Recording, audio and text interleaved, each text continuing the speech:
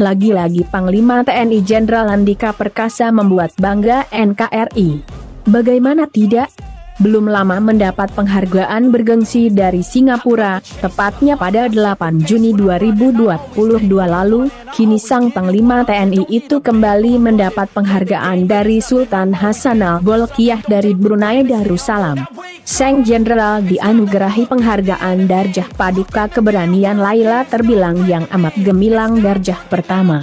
Sebuah penghargaan tertinggi Kesultanan Brunei yang diberikan kepada para pemimpin angkatan bersenjata. Dari foto dan video yang beredar, terlihat upacara penganugerahan digelar begitu megah dan mewah pada 15 Juli 2022 di Istana Nurul Iman, Bandar Seri Begawan. Upacara tersebut dipimpin langsung oleh Sultan Brunei dan digelar bersamaan dengan Hari Keputraan ke-76 Sultan. Sebagai seorang TNI berpangkat jenderal dengan jabatan Panglima, tentu Andika Perkasa bukan orang sembarangan. Berikut ini biografi singkat Panglima TNI Jenderal Andika Perkasa yang belum banyak orang tahu.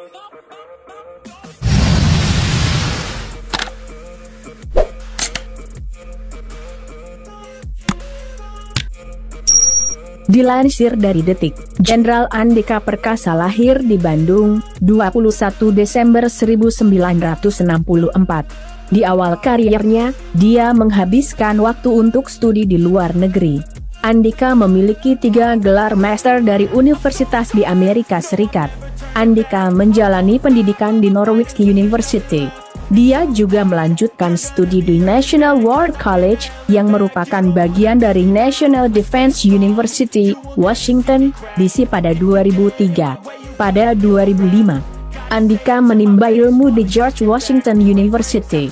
Dia juga adalah lulusan terbaik Seskoat Angkatan 1999-2000.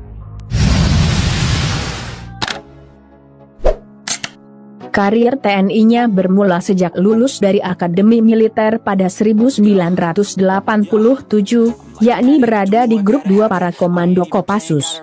Dia juga sempat bertugas di Satuan Elit Penanggulangan Teror, Set 81 Gultor Kopassus. Pada 1990, Andika pernah melaksanakan operasi militer di Timur Timur. Di lokasi yang sama, Andika juga pernah melakukan operasi teritorial. Pada 1994, dia melakukan operasi bakti TNI di Aceh. Dia juga disebut-sebut pernah melakukan misi operasi khusus di Papua.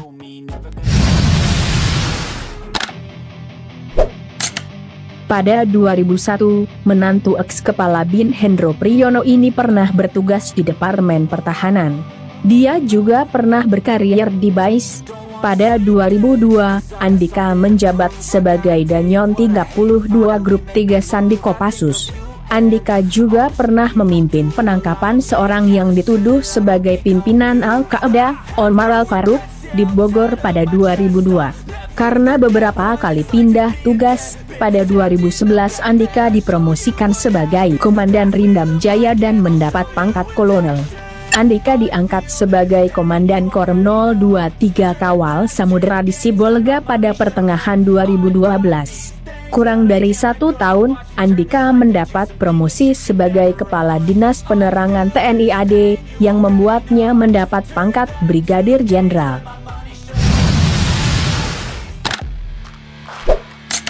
Selang 11 bulan sebagai Kadispen, pada Oktober 2014 Presiden Joko Widodo menugaskan Andika sebagai pasukan pengaman Presiden.